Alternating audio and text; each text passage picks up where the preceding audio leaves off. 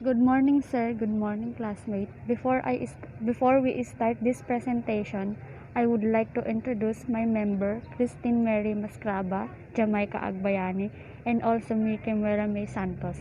So today we're going to discuss what is all about the political caricature. So what is all about political caricature? Political cartoon are drawing of 10 including caricature made for the purpose of conveying editorial commentary on politics. Politicians and current events such as cartoons play a role in the political discourse of society that provide for freedom of speech and of the press. We would speak about the American occupation here in the Philippines. During the time of America era, these are forms of art. We know that cartoon are forms of arts.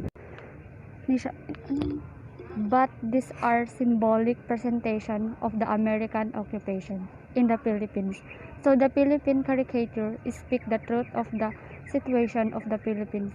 And of course, the Philippine nation during the time of occupation, some of these political cartoons are some funny to look up the see. But these are form of media, these are form of commentary about historian particular people and who was empowered during the occupation manifested by the opinion during the time of era. The first example shown above was published in The Independent on May 20, 1916. The cartoon shows a politician from Tondo named Dr. Santos passing his crown to his brother-in-law, Dr. Barcelona. A Filipino guy, as depicted wearing salakot and barong Tagalog, was trying to stop Santos, telling the latter to stop giving Barcelona to the crown because it is not his to begin with. The second cartoon was also published by The Independent on 16 June 1917. This was drawn by Fernando Omorsolo and was aimed as a commentary to the workings of Manila police at that period. A man wearing a salakot, labeled Juan de la Cruz, was grabbing the officer, telling him to leave the small-time pickpockets and thieves and turn to at the great chiefs instead. The third cartoon was a commentary on the unprecedented cases of color room automobiles in the city streets. The Philippine Free Press published this commentary when fatal accidents involving color room vehicles and taxis occurred too often already. I would like to share my thought about the first political caricature. So, during the third time of Paris, the Philippines was sold by the Spaniards to America in an amount of $20 million. We know that the Philippines, especially the government of Emilio Aguinaldo, tried to express their opinion pero wala silang nagawa dahil there were no Filipinos during the Treaty of Paris. Walang representative ang Pilipinas. Kaya ang nangyari is the crowd of the sovereignty was really given to the other. So yung colonization na galing sa Espanya ay ipinasa doon sa mga Amerikano. So the political caricature speaks the truth na ang mga Pilipino ay walang nagawa kasi parang ibinigay lang ang Pilipinas doon sa mga Amerikano. And we know what happened pagkatapos ng occupation ng mga Spaniards for 333 years. So, ayun na nga, naging alipin tayo ng mga Amerikano at dito na nga nagsimula ang pagiging isang alipin natin. It also reveals the truth of political dynasty. It speaks that the sovereignty, the crowd, the government, the power is given to those relatives. The second political caricature was published by the Independent on June 16, 1917. This was drawn by Fernando Omorsolo and was aimed as a commentary to the working of Manila police at that period. So dito makikita natin ng isang Pilipinong bata na may hawak na manok na kanyang ninakaw dahil wala na siyang makain. The police officer was relentlessly pursuing the child and yung lalaki na nakasuot ng salakot, labeled as Juan de la Cruz, was grabbing the officer. And parang may pinapoint out siya sa may bandang likuran niya na which is sinasabi niya na mas mas tignan niyo, mas mag-focus siya kung sino talaga ang magnanakaw. Now, we have to understand in history na yung Amerikano occupation sa Pilipinas was also the beginning of modernization. Ito din ang simula ng industrialization sa Philippine country natin. This was also the beginning of capitalism and also the beginning na kung saan ang mga democratic countries, yung capitalist ng mga upper class or the rich people were controlling the economy and controlling the economic resources. So, isinasaad dito ang pagiging inequality. It speaks of the God between rich and poor. And ito na nga po ang nangyayari sa Pilipinas during the American era. Another sad reality that we can actually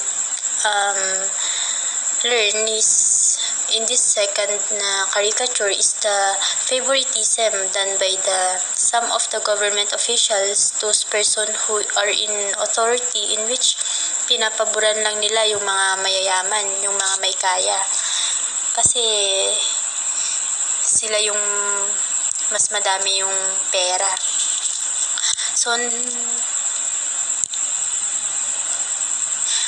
So the third cartoon was a commentary on the unprecedented cases of color room automobiles in the city streets. So basically, the third cartoon symbolizes the presence of the automobiles with the coming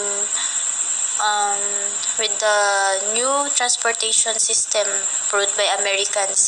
However, may mga pagbabago pa rin na sa society, which is the rapid organization with the industrialization that happens in the Philippines. During those times, dito natin makikita na kulang ang mga policies, kulang yung mga rules and laws when it comes to the automobile. So dito, nagkakaroon ng mga napakaraming color room like the registration and lisensya.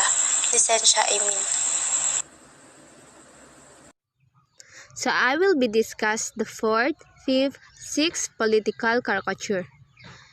This fourth cartoon depicts a cinema. A blown-up police officer was at the screen saying that couples are not allowed to neck and make love in the theater. Two youngsters look horrified while an older couple seem amused. The fifth political caricature. The next cartoon was published by Independent on 27 November 1915. Here we see the caricature of Uncle Sam riding a chariot pulled by Filipinos wearing school uniforms. McCoy, in his caption to the said cartoon, says that this cartoon was based on an event in 1907 when William Howard Taft was brought to the Manila Pier riding a chariot pulled by students of Liceo de Manila. The last cartoon was published by Lipang Calabao on 24 August 1907. In the picture, we can see Uncle Sam rationing porridge to the politicians and members of Progresista Party, sometimes known as the Federalista Party, while members of the Nacionalista Party look on and wait for their turn. This cartoon depicts the patronage of the United States being coveted by politicians from either of the party.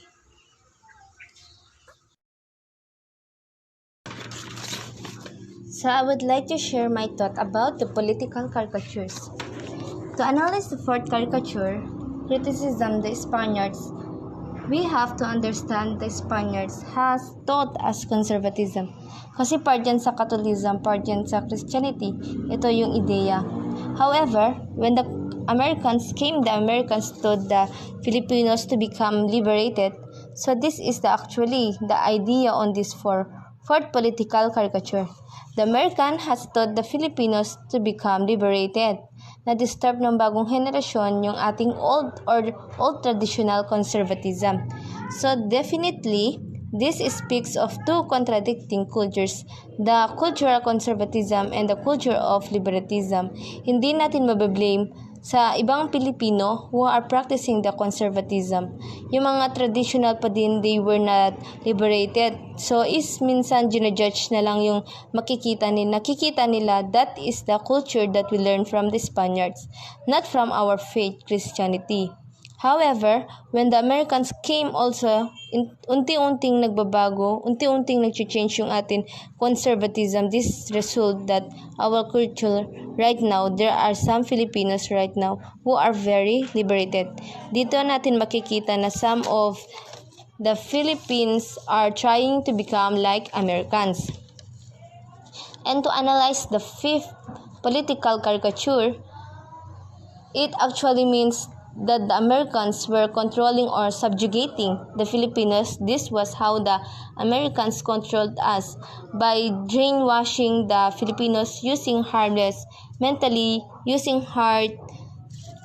seemingly harmless na colonization. Sinasabihan tayo na sweet words, but behind the sweet words were actually the motives. So this was how the Americans actually subjugated us. So to analyze the last political caricature, it actually shows an image of what kind of society and politics we had under the American occupation. During these times, the early Filipinos, or this time did not really understand the essence of the democracy. So here come the establishments of different parties, no national and the nationalist party. They said the Federalist Party. Dito natin makikita ang competition between parties with emerge of the newly parties or political parties, which were usually composed by the elite or the rich people. Dito natin makikita in reality the politicians, they will transfer to a party that is powerful compared to others. In the last part, I will discuss about the issues of political caricature. First issue, in the political caricature, it discusses about the corrupt government official who is sitting in their position. The second issue, the government have favoritism. Some government, mas binibigyan nila ng pansin yung mga mayayaman kaysa sa mga taong mas nangangailangan ng tulong. Kaya hindi tayo umaasenso dahil sa corrupt na gobyerno. Hindi nila ginagawang pantay-pantay ang tingin nila sa mayayaman at mahihirap. Imbis na magtulungan, mas dinadown pa nila yung mga walang kakayahan. Kumbaga tinatapak-tapakan lang nila ang mahirap na mamamayan. The last issue, then on the drawing, it included the people are suffering from the real life, kaya ang mayayaman ay mas lalong yumayaman at ang mahihirap ay mas lalong humihirap. That's all for today. Thank you for listening.